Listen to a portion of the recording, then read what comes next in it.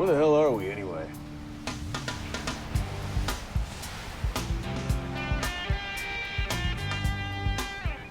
Dude, we're not even in America.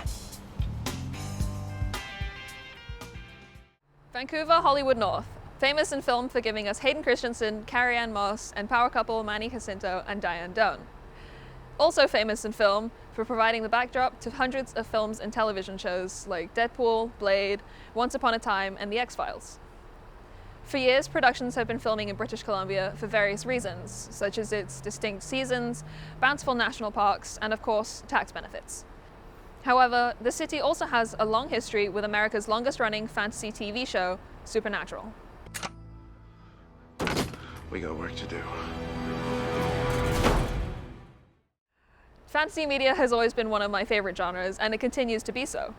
Escaping reality into a world where anything is possible is every child's dream, but in a world where absolutely anything is possible, where does the line between fantasy and horror truly lie? So, where are we going anyway? To work? The case? September 13th, 2005 would herald the premiere of the WB's new urban fantasy horror TV show, Supernatural. Two All-American brothers, Sam and Dean Winchester, played by Jared Padalecki and Jensen Ackles respectively, travel across the United States in a black '67 Chevy Impala hunting the, you guessed it, supernatural. From demons to ghosts to folklore monsters, they investigate paranormal events and other unexplained occurrences as they search for their arsehole father and the yellow-eyed demon who killed their mother. The series was created by Eric Kripke, who had been developing the show for nearly 10 years. After unsuccessfully pitching the show, it was finally picked up by the then WB, now CW, and the pilot was viewed by an estimated 5.7 million people. Originally planned for 3 seasons, popularity would expand the show to 5. After the 5th season concluded the series' main storyline, Kripke would depart as showrunner, but it would continue to run for another 10 years. Ending on November 19th, 2020, Supernatural would earn the title of being America's longest-running live-action fantasy TV series.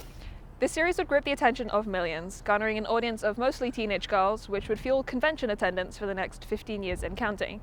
Viewers, which would overlap with the BBC's Doctor Who and Sherlock, resulting in the heathenous amalgamation known as Super Wholock. Well, thank you for speaking with us, Father. Welcome to Vancouver. Located on the unceded traditional and ancestral territories of the Musqueam, Squamish, and Tsleil-Waututh peoples, the city is also home to the largest film production hub in Canada and the 3rd largest in North America, behind Los Angeles and New York City. Also known as Hollywood North, Vancouver has been used as a filmmaking location for over a century. The earliest films shot in British Columbia were documents of mining, logging, and fishing. These educational-style films showed off the province's magnificent scenery, with the Edison Electric showing early movie audiences across North America and Europe images of the Gold Rush or the Rockies from aboard moving trains. The Canadian Pacific Railway also produced its own promotional films, sending British cinematographer Joseph Rosenthal to create Living Canada in 1901. The railroad company was also behind the first narrative films, such as A Wedding Trip from Montreal through Canada to Hong Kong. Early documentaries made in BC included In the Land of the Headhunters about native culture on the West Coast, and a handful of silent films were made, like The Alaskan, made in 1924, and Wilderness Patrol, made in 1928. Vancouver is globally acclaimed for the quality of its crews, locations, and competitive production environment. Productions that film in Vancouver also benefit from its proximity to Los Angeles and the same Pacific time zone, as well as stable and competitive tax incentives and government support. Over the last decade, film and TV, post-production, and animation industries invested a collective $30.9 billion in the provincial economy, $23.1 billion of which was accounted for by physical production, and approximately half of that was paid directly to British Columbians as salaries and wages. According to Creative BC's annual impact reports from 2018 to 2021, BC's creative industry sector employs 60 to 70,000 plus workers and supports approximately 35,000 full-time and equivalent jobs. The city's success in the film industry also draws from the various educational institutions and training programs available at places such as the University of British Columbia, Simon Fraser University, Vancouver Film School, and our own Emily Carr University of Art and Design. Plenty speak for them and their so-called lifestyle. Financial incentives for films or TV shows looking to film in British Columbia include the Production Services Tax Credit and Film Incentive BC. The Production Services Tax Credit is a labor-based tax incentive that provides refundable tax credits to accredited production companies that have incurred accredited qualified BC labor expenditure on Canadian or international film and television productions in the province. Film Incentive BC is a labour-based tax incentive that provides refundable tax credits to eligible production companies that have incurred qualified BC labour expenditure on Canadian film and television productions. Basically, the PSTC provides a refundable tax credit of 28% and the FIBC provides up to 35%. What this means for the studio's wallets, don't ask me, I didn't take economics in school for a reason. In a nutshell, filming in Canada is cost-effective due to the favourable US dollar exchange rate and said tax incentives. Unsurprisingly, capitalism seems to be the driving force behind the film industry.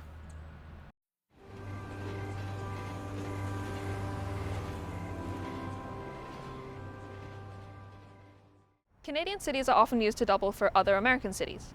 Toronto is often New York or Chicago, while places in BC are often used to double Seattle or San Francisco. Similarly, the open spaces of Alberta and Manitoba are used to film westerns set in Texas. Canada also experiences 4 distinct seasons, giving filmmakers variety for their stories. Here in Canada, they also offer a variety of specialized studios such as green screen or motion capture. Vancouver's architecture consists of a variety of modern architectural styles. Initially, city architects embraced styles developed in Europe and the US. Following World War II, regional variants of modernism began to emerge, but building constraints in the area led to design focused on the natural landscape and feasible construction. This led to designs that use complex geometric forms, open plan layouts, and natural light through the extensive use of glass. Because of the glass aesthetics that dominate downtown Vancouver, the city is sometimes referred to as the City of Glass or the See-Through City. Whoever came up with these names desperately wanted people to start using cool terms to reference Vancouver, but it's definitely not catching on.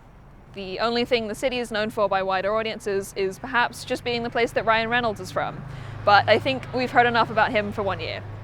Vancouver architectural styles include the West Coast style, which looks at incorporating the natural environment into the design of buildings, 19th century style buildings from the first European settlements, of which few remain, early 20th century Edwardian style buildings like Vancouver City Hall, mid-20th century buildings like the Queen Elizabeth Theatre and Robson Square, and the glass skyscrapers of the late 20th and early 21st century. In short, the city of Vancouver is made up of a wide variety of building styles, which allows it to represent different American cities on screen. Manetti! Rowena! The pilot for Supernatural was filmed in LA, and all subsequent episodes for 15 exhausting years were spent in this very city. Pitched as a red-blooded all-American TV show, they would be looking for mostly suburban and rural areas, similar in appearance to Midwestern America. Filming for Supernatural would take place all over Metro Vancouver. Locations for victims' houses would be located around central Vancouver, Richmond, Burnaby, New Westminster, Surrey, and Delta, and they would venture downtown to film big city shots with skyscrapers and dark alleyways. Most filming, when presented on a map, would centralize around downtown Vancouver and New Westminster. Country roads in Delta and the outskirts of Surrey and Langley would be used to film the brothers traveling across the continent, often in the dark late at night when nothing is really visible.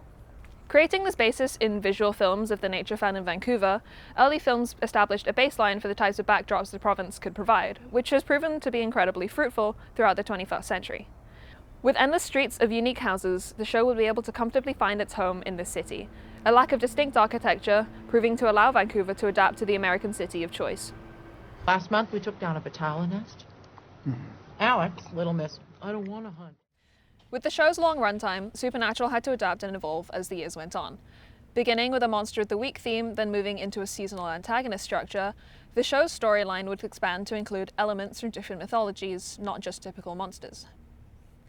Although it started as a simple horror series, Supernatural would explore a lot of biblical themes. However, those biblical figures would often turn out to be, in Dean's words, dicks. And the show would also expand into metafiction. As nods to the real-life Supernatural fandom, the show would appear as a book series by Chuck Shirley, a musical put on by a group of high school students, and a fourth-wall-breaking epic titled The French Mistake, which would become one of the highest-rated episodes of Supernatural. With the show's close focus on the Winchester brothers, viewers are given the ultimate opportunity to learn about the fan-favorite characters. Although Sam and Dean are fighting to rid the world of evil force after evil force, at the heart of the story is one of 2 brothers left to raise themselves and the unbreakable bond that formed as a result.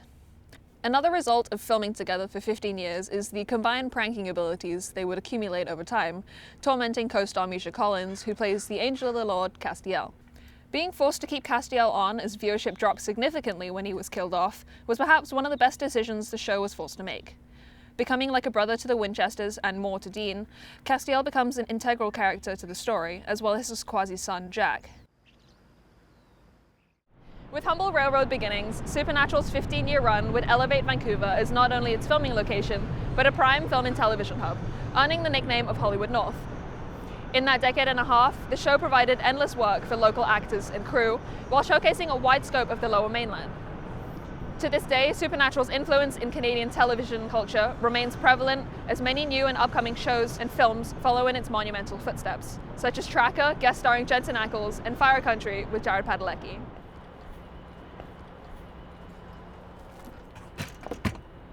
Supernatural may be over, but we've got work to do.